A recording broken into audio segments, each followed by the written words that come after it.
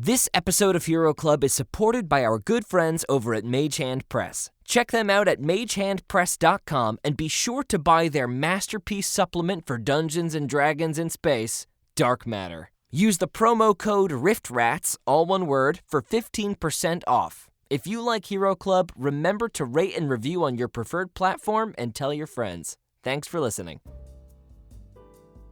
Welcome to Hero Club.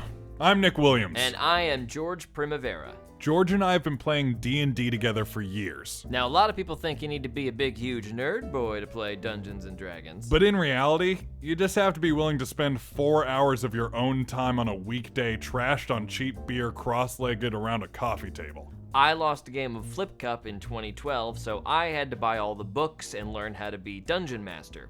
My dad was disappointed. Yeah, he was. But after a game or two, we realized that it's actually a really fun and effective way to tell an awesome story. Yeah, it's like long-form improv, but you kill more people. Here's what you need to know. George creates a world and the framework for a cool story. And the players, like Nick, create characters beforehand, all with special abilities, sometimes magical, sometimes not, and they adventure through the story as best they can, trying not to die. We, the players, roll dice to see if our improvised actions fail or succeed, trying to beat a number in George's head that he promises he doesn't change at will. But at the table, I am God, my game, my rules. Okay, so it's as nerdy as you thought. You know what? Just off, man. Oh, right off, all right, okay? Nick, maybe don't tell everybody to F off. And it's not that nerdy. I mean, we get rid of all that stupid math, and we add music and sound effects and stuff like that, so, you know, it's cool.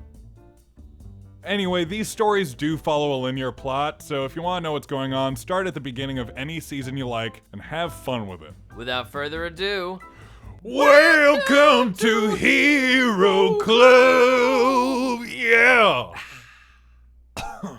The sun is just starting to peek out over the treetops outside of the Franklin County Sheriff's Department. It's around 6 in the morning, and Sheriff John B. Darrow and Barlowe Reed sit alone in one of the interrogation rooms of the police department. Barlowe is chained to the table with a pair of thick steel shackles, while John B. rubs his brow, gazing at a stack of paperwork on the table detailing a version of the previous night's events. So what do you think I should tell him? Hell, John B., I ain't got no idea.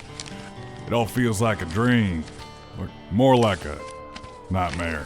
I guess I'll have to put down ambush from the Talbot Gang, which from what you're saying, Barlowe, may actually be the case. Yeah, I mean, before last night, I just thought, Talbot Gang's as savage as hell, but now I understand that there's something darker going on. There's a knock at the door.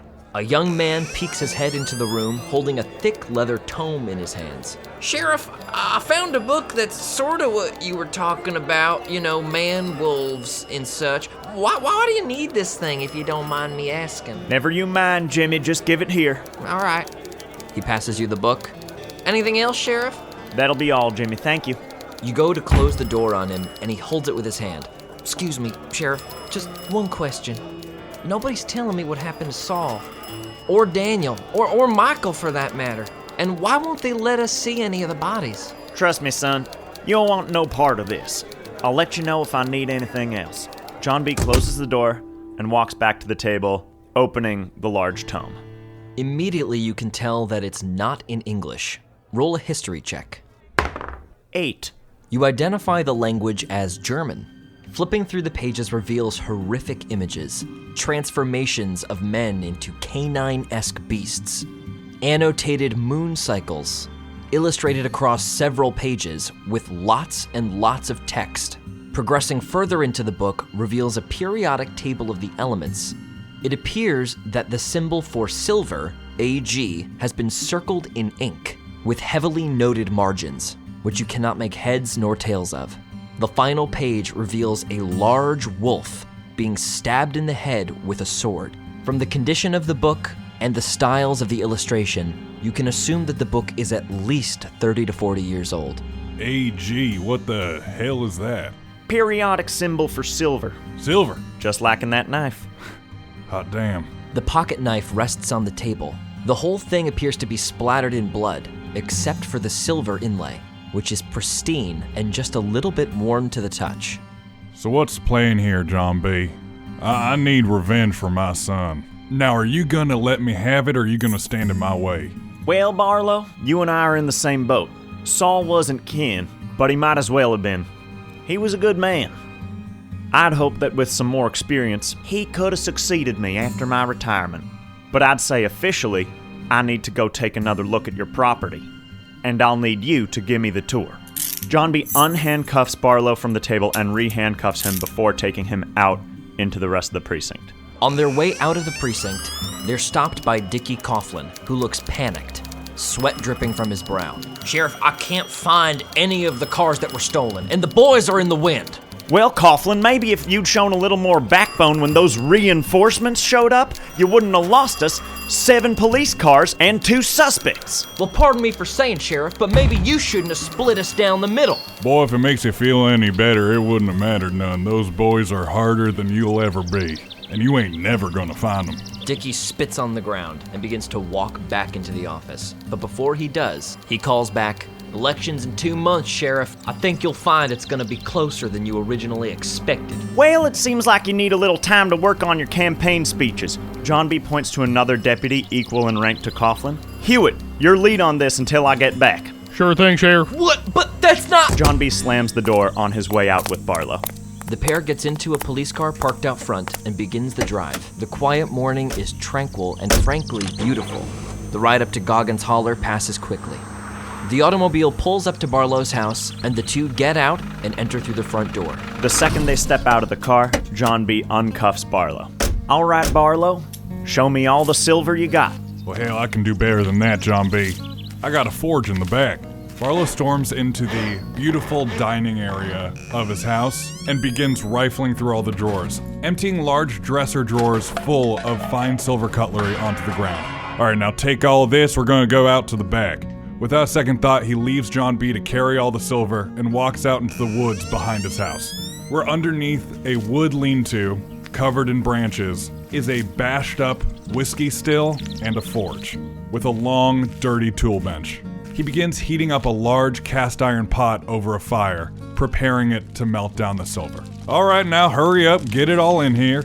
It takes some time for the pot to heat up to the point where it will melt silver. About an hour passes. All of the silver goes into the pot with a clatter and very, very slowly becomes more and more malleable until eventually turning into a thick, bubbling liquid. Barlow reaches underneath the wood bench and pulls out several dusty casting molds. Haven't used these in a while, but back in the early days we used to make our own bullets. We didn't have a nickel to our names to buy them ourselves. Times have changed. He fills the mold with molten silver and holds it above the fire, letting it cool. Roll a dexterity check with proficiency. Nat 20. The smelting process takes more than a few hours, but after they're finished, Barlow is left with 15 pristine silver bullets. 15? That's not enough for both of us. It's not enough for one of us. Well, you pay that no mind, John B. I never had much use for guns. You saw how terrible of a shot I was back in the war. If you aren't gonna shoot, what are you planning on using? Barlow walks over to a leather apron hanging from a hook on the wall of his lean-to and begins rifling through the pockets, eventually producing a ball-peen hammer and a set of brass knuckles. I ain't been doing much shooting the last few years, but these two have been getting an awful lot of practice in. He walks over to the forge, dips the hammerhead in, and dips the tip of his knuckles in. The silver quickly dries and melts a little bit of the steel on both, rendering them solid but rather ugly. Don't need to be pretty, just need to work good. It's now around 3 p.m. The pair exits the lean-to, descends Goggins Holler in their vehicle, and after 2 hours of driving, crosses into Craig County, the known whereabouts of the Talbot Gang. The fuel gauge nears empty after a while, and John B. is forced to pull off into the lot of a decrepit gas station. The sign above the small convenience store reads, "Craig Station. Welcome to Craig County." A little man hunched over the pumps turns to you as you walk up and gives you a cheery wave. Well, howdy, fellas. What can I do for you? Just fill her up, please, kind sir. Oh, well, pull it up over here. I'll fill her up for you. Thank you kindly. John B brings the car up to the gas pump, and the old man, full of vigor, throws the pump in and begins the process. So what are you boys doing in this neck of the woods? I don't see hardly nobody up here these days. Oh, we're just passing through. Say there, friend, you wouldn't know anything about a Talbot family around these parts, would you? Oh, everybody know the Talbots around here. They're causing lots of trouble up in Craig. Trouble? Well, how do you mean? Oh, you know, mostly thieving and pretty fair share of murdering. Barlowe walks up and easily scoops the man up by his collar and slams him into the wall of the gas station. Hey, what's up your keister, mister? Listen, son, we're out hunting Talbots and we need a location. And you're gonna give it to us right now. Roll an intimidation check. 20. I'll tell you where they are. Don't you worry about nothing. I'll give you directions anywhere you want to go.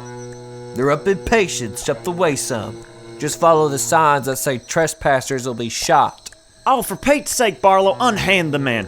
Friend, I am sorry about my associate. Have you any idea about how many Talbots we can expect to run into up there? Nah, I can't give you any numbers. I don't go up to Patience because folks tend not to come down if they go by themselves. Suddenly, there's a little bit of groaning from behind the gas station. Oh, god damn, that boy's awake. You give me 1 second, boys. He begins to round the station, but before he disappears behind the back, he grabs a large cavalry saber, which is leaning up against a large pile of logs. Hey, you shut the hell up, you shit here. I'll tar you fresh. Show you goddamn Talbot boys stealing from me. As you round the building, you see the old man wagging the cavalry saber at a man who is tied to a post, tarred and feathered. He wears a sign around his neck that reads, "Thief." Oh, my word! Barlowe puts a strong hand on John B's shoulder. Easy now, John B. We's conspicuous enough as it is. John B puts a hand on his revolver but doesn't draw it. Like my associate said before, friend, the two of us are hunting Talbots, and anything you can provide to us to aid in that endeavor would be much appreciated. And John B flashes a smile. Roll a persuasion check. 13. Well, I don't really have nothing for you, but I'm getting the impression that you two are officers of the law. That correct? I am, he's not. Hate to trouble you. Might I see your badge? John B flashes it. Sheriff, hey, goddamn.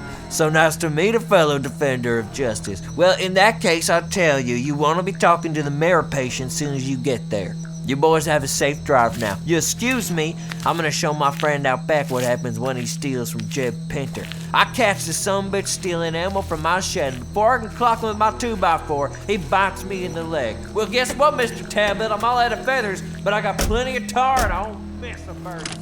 The vehicle pulls away, and you hear in the distance,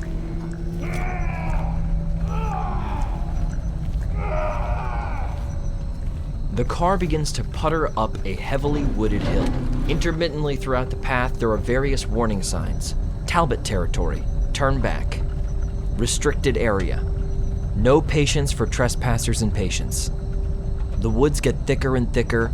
The road becomes more and more dirt and gravel. And finally, cresting the top of a hill, Barlowe and John B gaze upon the town of Patience. A quaint little village, with only a meager score of buildings with rickety sun-bleached signs and a smattering of hillbillies going about their daily chores. The police vehicle gets more than a few suspicious stares. From far off, a man dressed in slightly fancier attire approaches, descending the steps of a church house, with a short mouse of a man trailing behind, his arms full of dead squirrels. He hails you as you park and get out of the car. Well, howdy there, strangers. Don't get too many new folks around here. Barlowe saddles up to the man. Mister, my name is Barlowe Reed. Reed Gang over in Roanoke County. I'm here to parley with your highest ranking Talbot. I think this war's gone on long enough. Oh, Mr. Reed, that's a mighty honorable thing for a man like you to do. My name is Bucephalus Buck. I'm the mayor of this here town. Why don't you come on inside? We can make you comfortable while you stay. Behind him, the little man looks up at the mayor, shocked, dropping one little dead squirrel, picking it up quickly, and casting his eyes down to the ground. This is my associate, Branch Simmons. I suspect that you heard about a little to-do with the law last night over in Roanoke. It was a little sticky, but we got out of it with several brand new cop cars. Barlowe motions to the pristine police cruiser. I trust nothing will happen to my new property while we're inside. Roll a deception check. Nat 20. We treat strangers like neighbors here, sir. Any property of yours will be treated with the utmost respect. That statement is punctuated by the now 15 or 16 dirty men who are staring daggers at the two of you. Please, come take a load off. The man turns tail, leaving the little man holding the dead animals staring at you for a second, before he hops to and follows. They both head off back to the church building. Barlowe follows. John B. does as well. The stairs follow you as you take the long walk to the building, ascending the steps, opening the door with a long, loud creak. Inside, the decor is fancy, but a little dusty. The furniture and decorations a mishmash and clashing of various tastes. Old, fancy oak furniture, large, beautiful tapestries that look like they were stolen from some museum, and various furs and pelts adorn the walls. Most notably is a gigantic taxidermized bear that stands where the altar might be in this once-upon-a-time church. Excuse the dust. We don't often have strangers here in our parts. Sit. Make yourselves comfortable. John B. looks for the nicer chair and sits, putting his feet up on a small stool. You wouldn't happen to have none of your new batch of shine I've been hearing so much about. I don't trust a man that I can't sit across from and share a drink with. I'm sure we could send someone over to the inn. Say, Packer, you think we could round up some shine for these boys? Sure thing, Mayor. Gonna get right on there. Right on there real quick now. The little man drops the dead squirrels in a pile on the floor, one of the squirrels bouncing a little further from the rest, Don't go too far now, Agatha. and he leaves, closing the door behind him. John B. watches him go. Interesting fella. Now, is Agatha the name of that one squirrel or the whole pile? I reckon I can't speculate. Mr. Pickett has always been his own kind of man. Gifted, though. In fact, he made this fellow right here. The mayor gestures to the large taxidermized bear. Oh, I imagine that's what the squirrels are for, then? I reckon I can't speculate. The mayor sits down in the nearest chair, leaning forward. So, parlay. It's a dangerous business for you to come all the way up here just for a parlay. And all on your lonesome, too. Well, Mr. Mayor, it's a dangerous business we're in. I ain't as alone as it might appear. You know us Reed boys, we love running around the woods. Got about 20 or 30 of my own men waiting eagerly for my return just outside of town. Roll a deception check. 6. Wouldn't expect anything less from one of you Reed boys. There are a few Simmons boys, too. As a concerned cousin, I brought a few of my own family down from Booker County. Roll a deception check. 20. The mayor nods thoughtfully. Well, if you're looking for a face-to-face, I'm afraid that might take a little time. See, our boys are ways up that hill, and we got to send a telegraph to them before anything else can get done. Well, that's fine. I want to do this the right way. There's been enough bloodshed in this county and mine. It's time for this to stop. Couldn't agree more, Mr. Reed. Couldn't agree with you more. The doors creak open, Packer holding a crate full of dark yellow moonshine. All right then, Mayor. It's time to wet our beaks. Who first? John B. reaches out a hand without a second thought. That'll be me, friend. Barlowe smacks John B's hand. Now, Branch, don't have such horrible manners. Our hosts have to drink first. That's how these things go. Sorry, you know me, Barlowe, ever the lush. Please, Mr. Mayor. Oh, well, thank you kindly. The mayor reaches for a drink, raising it to the guests. I'm sorry. I almost forgot my manners as well. May we take your coats? Oh, no, that's all right. Bit of a chill coming in. Yes, I run cold as it is. Please. I insist. And I insist that I am more comfortable with it on. Something flashes through the mayor's eyes, but it's gone instantaneously. He smiles. Of course, Mr. Reed. To you. And he swallows the drink. After the slightly tense toast, the mayor begins to gather up his things. Packer will take care of you for a spell. I just need to go send that there telegraph, yeah? Well, of course. Do what you gotta do. Hoo-wee, cousin, this shine is a sight stronger than yours. Good thing you're broker in a piece now. Packer, make sure these boys are extremely comfortable. And the mayor pushes out the door, letting it swing shut behind him. All right then, gentlemen. Please come with me. Like you to come meet some friends of mine. He opens the door. The sun is just beginning to set below the canopy of trees, and you see 3 or 4 dusty men peering through the windows of your car. But as soon as the church house opens, they quickly disperse. Now, fair warning before we get into my house. Big fella, I think that you and Solomon will get along just fine. Just don't look at him too nary, all right? And you there, Rosie likes to give fellas like you the eye. Just don't pay her no mind. She's a flirt. He brings you to a very broken down building, the sign above which reads, Lovely Fluff, Taxidermy by Pickett. The door creaks open, a little chime jingles, and you see a dog peering up at you as you enter, stock still. The room is dark and heavily shadowed, but there is an array of taxidermized animals, all along the walls, on shelves, and hanging from the ceiling in some cases. Oh, my word. Well, isn't this delightful? The second the door is closed, John B. grabs Packer by the lapel and sweeps his leg, pinning him to the floor. Roll a strength check. 16. 21. Packer, with surprising strength, reverses the push and slams John B. into the wooden floor. He is very upset, and you see tears begin to well up in his eyes as his jaw clenches. Now, why are you gonna go and do that in my own home? Gonna embarrass me in front of my friends, You're surrounded. Barlowe clangs Packer across the head with his hammer. 18. 10 damage. Packer drops to the floor, out cold. Barlowe grabs Packer by the scruff of his jacket and throws him into a chair before looking around for a rope. Roll an investigation check. 24. John B. dusts himself off while Barlowe searches the Museum of Petrified Animals. He's stronger than he looks, okay? Yeah, you can tell that to yourself till the cows come home, John B. Barlowe flips open the lid to a chest, inside finding several lengths of rope, chains, and a pink frilly dress. Well, hell, I hope this is for one of the animals. That question is answered as you look up and see a possum with a bow in its hair. I wasn't sure what to hope, but I believe you are correct. Barlowe tips his flop hat at the possum, Miss Rosie, before grabbing the rope and tying Packer to the chair.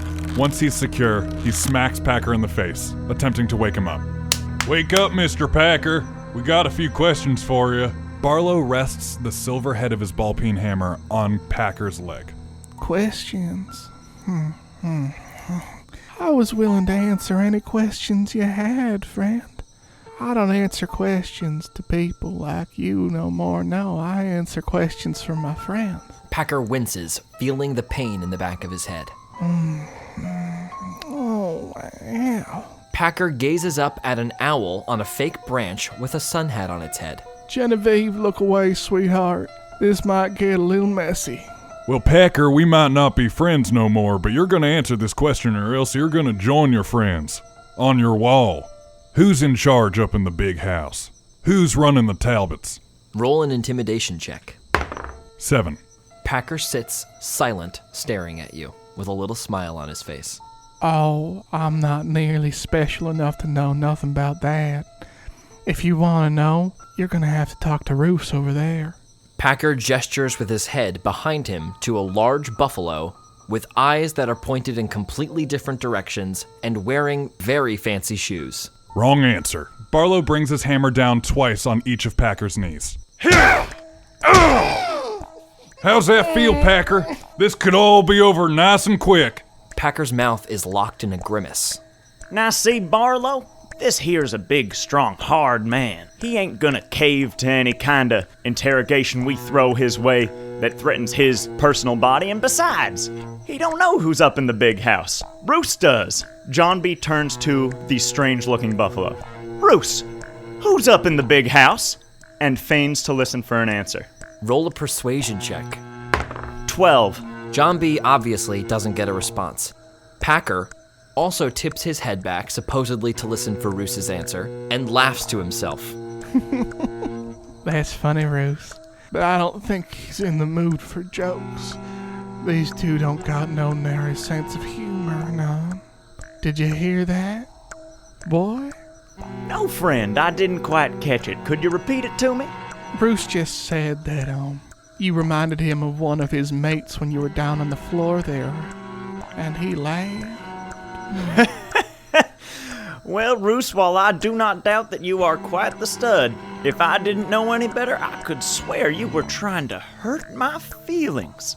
And that is not what I want to hear. John B. gestures to the buffalo. Barlow, why don't you take your hammer to this fella right here? My pleasure, John B. Barlow readjusts his hammer in his hand. Wait, don't you do that. I'm sorry, I can't hear you, Packer. Barlow starts taking out the legs of the buffalo with his hammer. Roll an intimidation check with advantage. 19. The first leg snaps off and Packer howls in agony. No! Why you do that? No! What do you ever do to you, huh? What do you ever do to you? Just living his life, living his beautiful second life right there. Okay, Packer. Now don't worry, we won't hurt him no more, but I see a lot of your friends in here. And you were right. Is that Rosie right there? She's been giving me the eye something fierce since we entered your domicile. I sure would hate to let Barlow loose on her, because dare I say I might be sweet on her. So why don't you just be a good boy and tell us what we need to know? Roll a persuasion check with advantage. 27. That ain't Rosie. Oh, good. John B. whips his knife open and makes a beeline for the possum. If you don't hurt them no more, I'll tell you everything you need to know. Everything. John B. stops in his tracks. We're listening. The name you want is Persephone Talbot. She's the one who gave me this store. Sounds like a generous lady. Any idea where we can find her? She lives up in the mountains with the rest of the Talbots. It's a big holler, friend. Can you be more specific? They have never told us where, but keen eyes follow the wire all the way from that tippy-tap station right over there. Barlow pounds over to Packer, grabs the top of his head by his hair, and pulls him onto the ground, hard, flipping the chair onto its back. What do you know about Miles Reed? What did you do to him? Who? What are you talking about? Rosie! Barlow goes to bring the hammer down on Packer's head. Barlow, wait! John B. tries to stop Barlow. Roll opposed strength checks. 8. 19. The hammer comes down, and with a sick thud, Packer goes silent and still, and blood begins to pool across the wooden floor. Well, did it tell you what happened to Miles? Jeez-a-loo. John B. starts searching the shack for anything they can use. Roll an investigation check. 11. Barlow wrenches the hammer out of Packer's skull. Give me a fucking break, John B. You knew what would happen when you let me off the leash. This ain't town. You're in the holler now. Barlow does his own search of the room. Roll an investigation check. 20. After some searching, you find a trap door that leads to a basement. Barlow reaches down and throws the door open. It's pitch black, but a wooden staircase descends. Barlow pulls out a Zippo lighter and lights it, heading down the stairs. John B. pulls out his own lighter along with his revolver and also heads down the stairs. Each step echoes with a long creak. The floor of this basement seems to be made of pure dirt, dust kicking up slightly, clouding the light given off by each lighter. At first, it seems that the basement is completely empty, but as you slowly approach the back wall, you see a figure sitting in a chair. Barlow shines the lighter on the figure. And you see a woman sitting in a chair with large marbles in the eye sockets. And around her neck is a little sign that says Rosie. Peering around the room, you see a few more taxidermized people in various frozen positions, pantomiming actions. And on the wall, scrawled in some kind of red paint, is written, Second Life. There's a rapping on the door from upstairs. We gotta move. John B. turns and heads up the stairs. Upon getting upstairs, Barlow grabs Roos the buffalo and pulls its heavy frame in front of the door, barricading it. Packer, come on now. I can hear something going on inside. The door begins to push open, but is blocked by the buffalo. Barlowe motions for the back window of the cabin. John B. has already opened it. Now, boys, I'm gonna need you to open this door for me right about now, as I'm assuming the packer is indisposed. John B. and Barlowe clamber through the window. Both of you make a stealth check. 11. Botch. On the way out of the window, John B. catches his leg on a protruding rusty nail, and it cuts the length of his left leg. He takes 10 damage, bringing him down to 50 points of health. Barlowe helps pull John B. out of the windowsill and begins to assist him in sprinting into the woods. The mayor rounds the corner of the house, flanked by 5 or 6 men, and laughs. Boys, we can't have you running off just yet, can we? I went through all the trouble of sending a telegraph way up that mountain, and Harold and Buzz are already on their way down to talk to you. If they come down and nobody's here, well, that's not gonna look too good for me now, is it? The mayor pulls a large bullwhip from behind his back and cracks it against the ground. The laughing townspeople begin to surround Barlowe and John B. Barlowe rounds on the group, brandishing his hammer. Y'all better back the hell up right now unless you want silver in your teeth. The mayor's eyebrows raise in surprise. Say, Billy, I should go send a telegraph. Yes, Mr. Mayor. One of the men runs off to the telegraph building. The mayor begins to saunter confidently towards you. That sure is mighty pretty there, boy. Sure seems to me that maybe you know something more than what you told me. Now, where's my good friend Packer, boys? You referring to that little bastard I took my hammer to? He's inside. Ain't much of him left. Shame, really. Seemed like he had quite the project going on in the basement there. Packer might have had his idiosyncrasies, but he was a proud citizen of this here town of Patience. And we don't much take kindly to people messing with our way of life. You hurt my townsfolk. You bring silver into my land. That might be a real good time for those family members of yours to show their faces. Each man pulls out a large bat. Barlowe, having slipped his fingers into his pocket and into his brass knuckles, bum rushes the first hillbilly on his way to the mayor and takes a swing with the brass knuckles. Roll attack. 23. Hit. Roll damage. 9. Teeth scatter into the grass, and the man turns to look at you once again, blood dripping down his chin. Barlowe follows with a big boot to the man's chest. 19. Hit. 5 damage. You feel several ribs break beneath your boots. And Barlowe attempts to use the kick to shove the man towards the mayor. Roll a strength check. 17. The man slams into the mare, knocking them both prone. The mayor takes 10 damage. The hillbilly appears to have passed out from the pain. You son of a bitch. The mayor clambers to his feet, brings back his whip, and cracks it into Barlowe's face. 12. Barlowe effectively sidesteps, and the mare begins to take off backwards. Ring the alarms! Ring the alarms! Hold them off, boys! John B. flips open Saul's pocket knife and swipes at the hillbilly immediately to his left. 14. Hit. 5 damage. John B. twists the handle. 19. Hit. 7 damage. The knife twists, the man's face screws up in pain, his eyes roll back, and he drops. One of the men jumps on Barlowe's back and attempts to grapple him. Nat 20. Barlowe easily shirks the man off, throwing him onto the ground. The other two take their bats and wind up taking swings at John B. 11 and 12. John B. ducks them both. Barlowe charges after the mayor, attempting to cut him off before he gets to town. Where the hell you think you're going? He swings twice with his hammer. 28, 21. 2 hits. For 12 total damage. I could well, boy. You better get the fuck out of my way. The mayor raises the butt of his whip and attempts to bludgeon Barlowe in the face. 18. Barlowe takes 4 damage, bringing him down to 63 points of health. John B. lashes out at the second hillbilly. 9. He backsteps out of the way. John B. goes after his friend instead. 14. The man grunts as he is stabbed.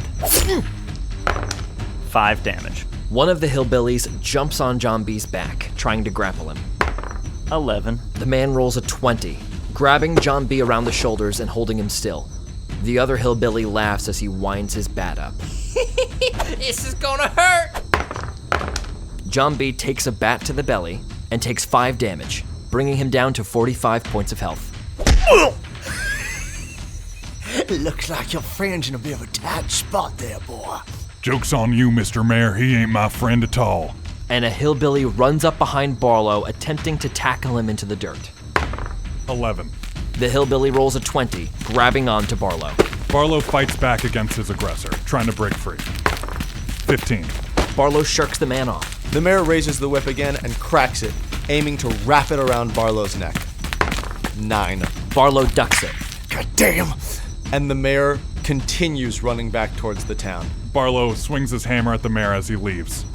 13. The mayor gets away in time. Alarms, boys! Alarms! You see a couple of people exit a building, looking around curiously. From the hillside where he's struggling, John B can see the people coming out of the buildings. Oh, to heck with it! And pulls out his revolver.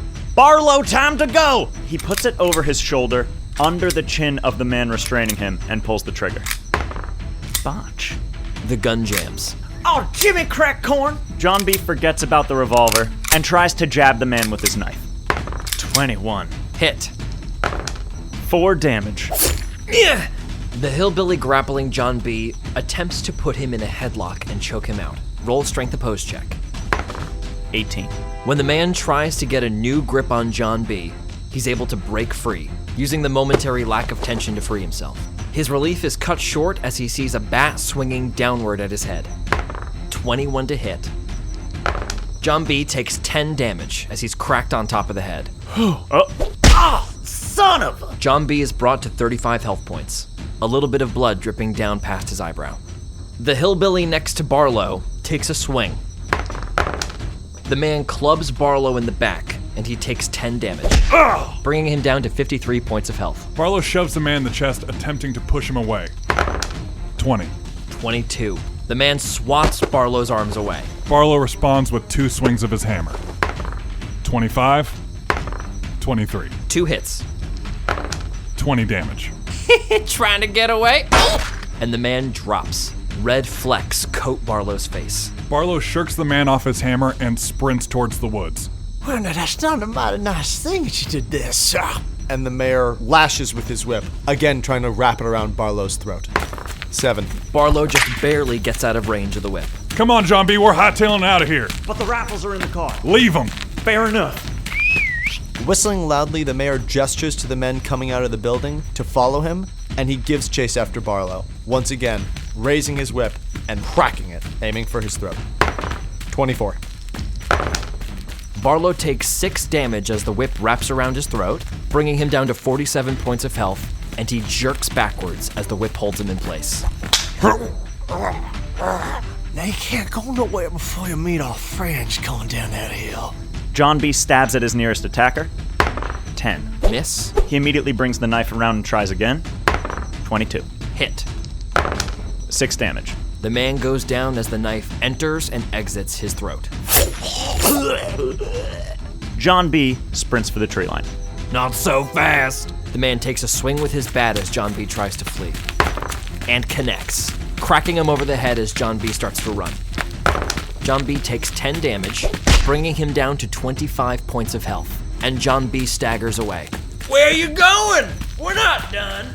The man sprints after John B and attempts to tackle him to the ground. 15. John B slips out of his grasp. Barlow attempts to break free from the whip. 19. Barlow pulls the whip out of the mayor's hands. Oh, shit! Without looking back, Barlow barrels towards the tree line. As the townsfolk gather near the mayor, he turns to the closest one. Leroy, give me that gun. Taking the rifle, the mayor cocks it, puts his eye to the sight as he traces Barlow's trajectory, and fires. 12. The bullet goes wide. God damn, come back here, boy. John B takes 2 slashes at the remaining attacker. 18 and 15. 2 hits. 12 damage total. Son of a bitch! And he drops. Without even watching him hit the floor, John B. turns and runs for the tree line. Barlowe is now in full sprint, running 60 feet into the trees. Furiously, the mayor fires into the air. Get after them, boys. Search those woods. I can't be empty-handed when Harold and Bertha show up. Get after them. The hillbillies give whoops and hollers as they chase. John B. and Barlowe take off as fast as they can through the woods.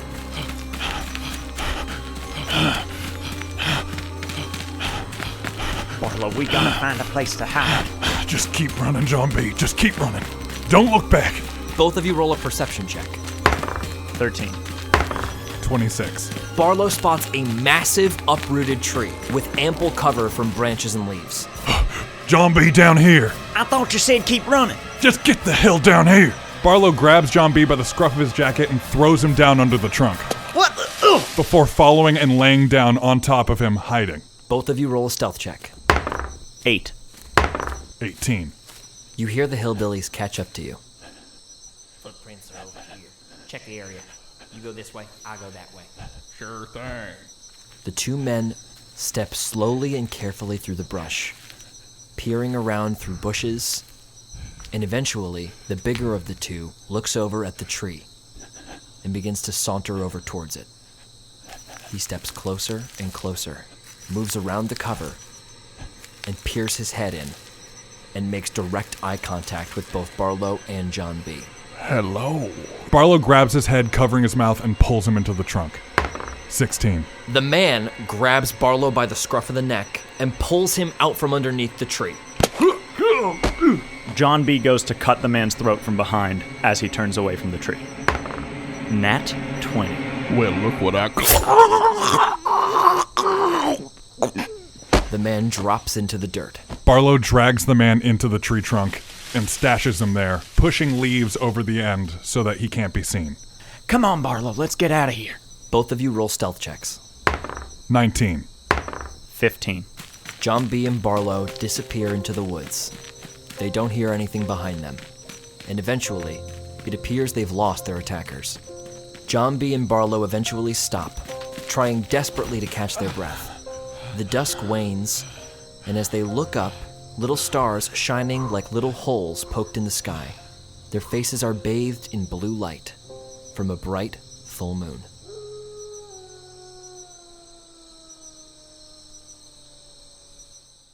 Ain't no hearth at home without a bit of coal. Without sinning, no redemption of the soul. White needs a black, but black don't need the white.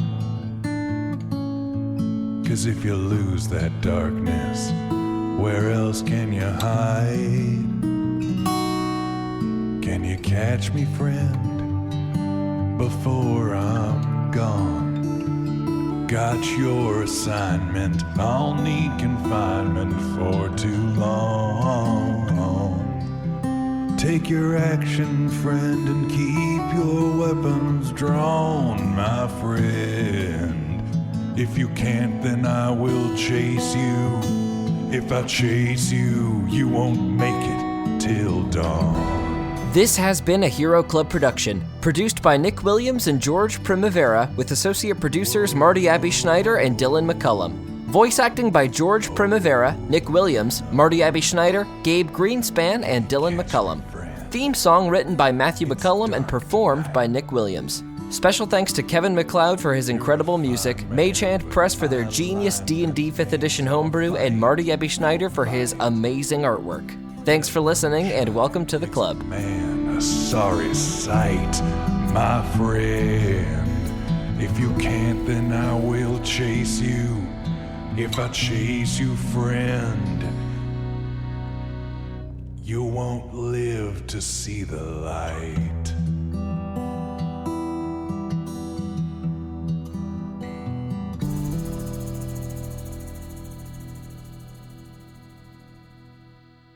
This is just like when the hobbits hid from the Nazgul. Good reference. Get it? In that book I read. a book I read that comes out in 10 years. You read? That's unexpected.